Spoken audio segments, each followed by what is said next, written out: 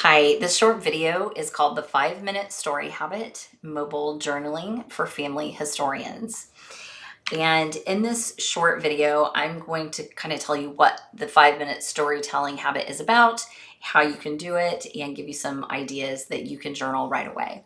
So, what is the 5-minute story habit? It is short, pressure free writing. And I kind of think of it from a very simplistic standpoint. I'm going to take one idea.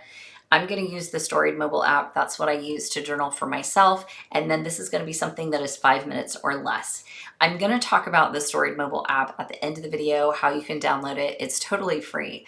But I do want to say that one reason that I like to use the Storied app is that I can go about my 5-minute journaling habit two different ways. I can type text it on the mobile app, or we also have a voice recording feature. So if I want to record my 5-minute story habit for the day, I can record it and Storied will automatically save that recording and transcribe it for you. So that's a reason why I like to use the Storied app. I can do it two different ways. So let's jump into the habit. What does it look like and how can I incorporate it into my day? So I feel like this habit fits into real life very well. You can kind of slip this writing into the cracks of your day. Here's a list of some of the places that I've used it, or some ideas of places that when and where you can kind of fit in this 5-minute story habit.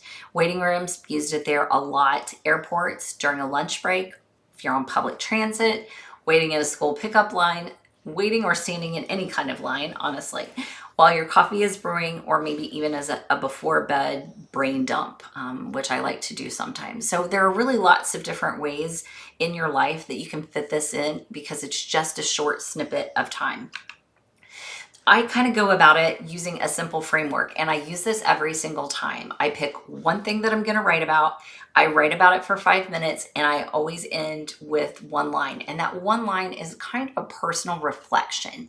So, examples here: this matters because I think this might connect to the part I haven't figured out yet, I'm not done thinking about, next time I want to explore. I do that one a lot because as I'm writing in that 5 minute, short 5 minute time frame, a lot of times it'll prompt another idea that I might have. So I kind of, make a list if there's something else I could write about for a future time.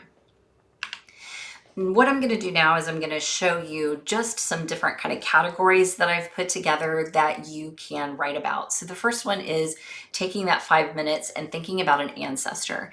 Just one small detail, maybe it's a job, address, habit, rumor, something that surprised you in a record about them, a question you wish you could ask them, a contradiction you've noticed in records, a day in their life imagined from what you know, a moment when their life changed, maybe a move, a marriage, a loss, an object that's connected to them, or how their choices still affect your family today. So this is just thinking of ancestors.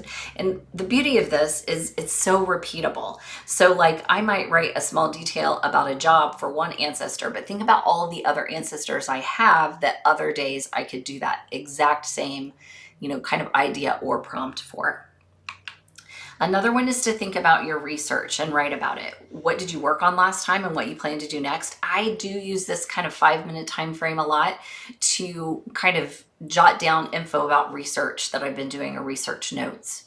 You might do it about a record that confused you, a theory that you're forming, even if it's wrong, a missing piece you keep circling back to, why this ancestor matters to you now, a dead end and what it taught you, a discovery that's small but felt important, and what you didn't expect to find.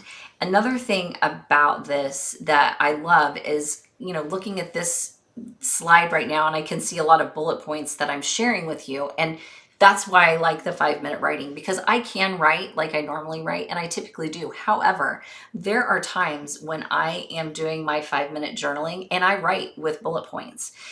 I'm not using complete sentences. I'm not using punctuation correctly. I'm just kind of getting it out there. So think about that when you're writing that 5-minute time frame. It doesn't have to be perfect writing. It can just be getting it down, even with bullet points.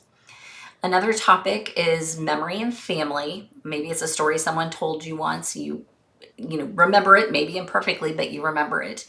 A family phrase, habit, or tradition. A story wish you had written down sooner. A memory that surfaced while researching. how discovery made you feel, what you want future family to understand, a story you're afraid you'll forget, or something only you know because you were there.